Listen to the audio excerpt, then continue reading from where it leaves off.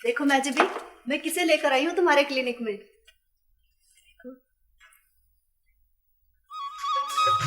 मास्टरनी साहिबा, बहुत खुशी हुई आपको देखकर। प्लीज बैठे।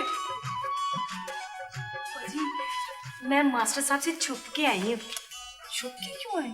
वो मुझे यहाँ आने की इजाजत नहीं देते ना, तो तबीयत में कमजोरी आ गई।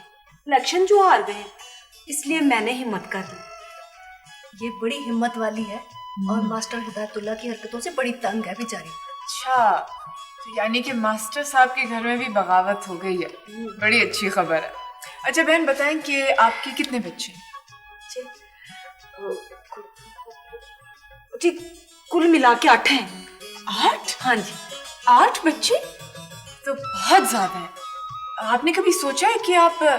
सोचना क्या है जी, मास्टर साहब तो फर्ज समझते हैं इसको, हर साल बच्चों की तादाद में इजाफा हो। वो तो इस मामले में किसी की सुनते ही नहीं है। मगर आपको अपनी आवाज सुनानी पड़ेगी बहन।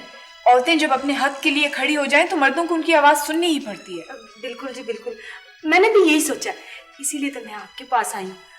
बस ये अब 8 बच्चों से ना 9 नहीं होने चाहिए। अल्लाह ने चाहा तो ऐसे ही होगा।